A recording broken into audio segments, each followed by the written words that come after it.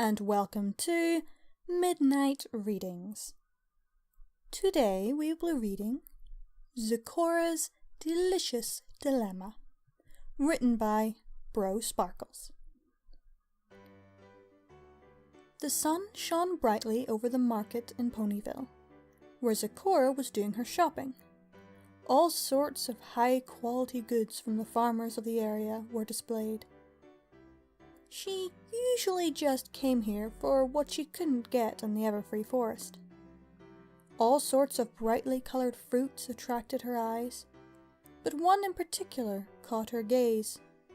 The most delicious orange she had ever seen, ripe and juicy. A cruel joke, really, as she had problems with this beautiful, delicious fruits before. She absolutely loved oranges, but could almost never have one. The shop mare looked off in a random direction, seemingly completely unaware of Zecora's presence. "Are you interested in buying any of these fruits?" asked the mare. Zecora was quite stumped on how to do this. She eventually decided on simply grabbing a large pile of oranges and throwing them onto the counter without speaking, fearing that she may say that dreaded word.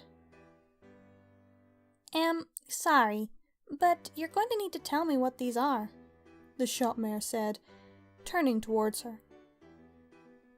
She was wearing black glasses, which tipped Zecora off that she was blind. This was going to be more difficult than she thought. It also made her wonder how a blind shopkeeper kept track of her goods, most likely having to rely on the goodwill of others not to steal from the blind. "These fruits have appeal and make quite a tasty meal," Zecora said. "Could you please just tell me what they are? I'm not in the mood for a riddle," said the shop mare. "That would prove most exacting, for I have quite an accent, and I am no good at adapting." "I'm afraid I can't help you then, ma'am. Sorry." Zecora put the fruits back in defeat and headed off. She stared at them with an incredible hunger, but controlled herself. She hung her head low and walked off. She saw, however, a purple mare and dragon approaching out of the corner of her eye. "Spike? Do you have the list of everything we need?" "Right here," he said, holding it.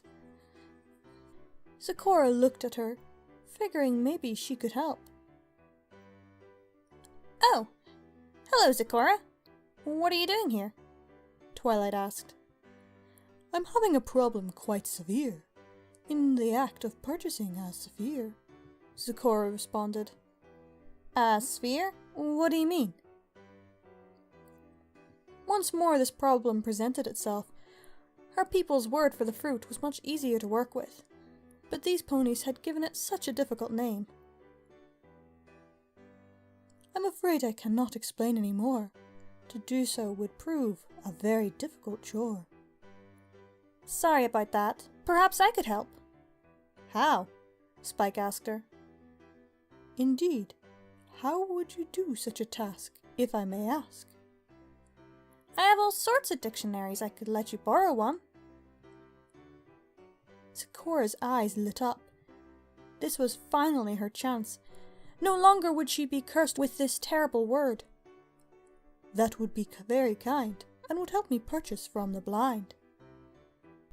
As the three of them walked to her home, a silent grin appeared on Spike's face. "Hey, Zecora, what color am I?" he asked. "Do not tempt fate, or I shall be quite irate," Zecora said, on to his scheme. They arrived at the library, where Zecora began flipping through books. There it was, the rhyming dictionary.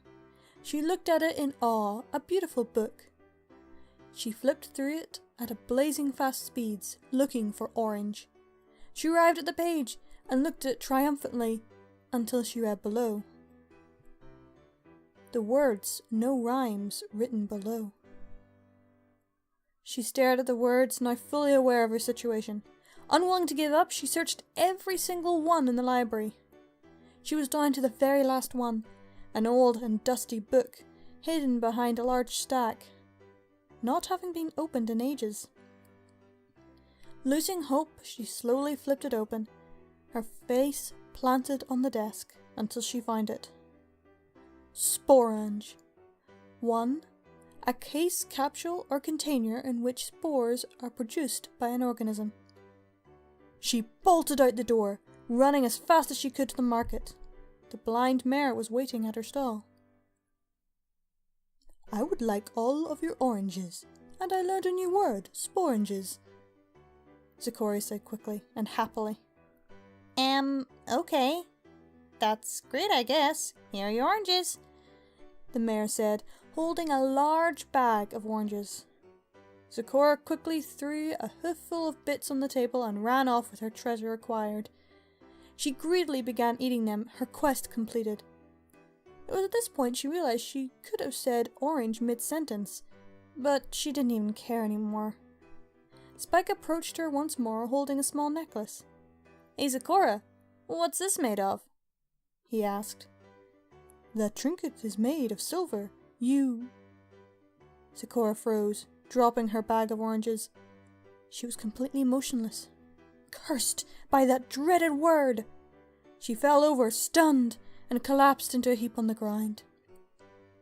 Zecora, are you okay? Spike asked. She gave no response. Her mind could not grasp the concept of such a word being spoken. She slowly stood up, gathered her bag, and ran off shaking. She headed towards the library once more, grabbing the rhyming dictionary and headed upstairs. Twilight Sparkle, this wondrous book I simply cannot live without. I assume you'll let me keep it without a doubt. Sure, no problem, Twilight said absent-mindedly, staring into a rather large book about the history of teleportation spells. Many thanks to you, my friend. Surely this book will help me know. Many thanks to you, my friend. Surely this book shall help me to no end. Zecora left with the book, Twilight not even looking her way, still munching happily on her treasured oranges. Her journey to obtain the treasured fruit was complete, after all these years. Even if Twilight wasn't paying attention, surely she wouldn't mind, right? That was Zecora's Delicious Dilemma. Written by Bro Sparkles. Quite a funny one. I wondered how Zecora might deal with the unrhymable words. I hope you all enjoyed, and I'll see you all next week. Stay brony!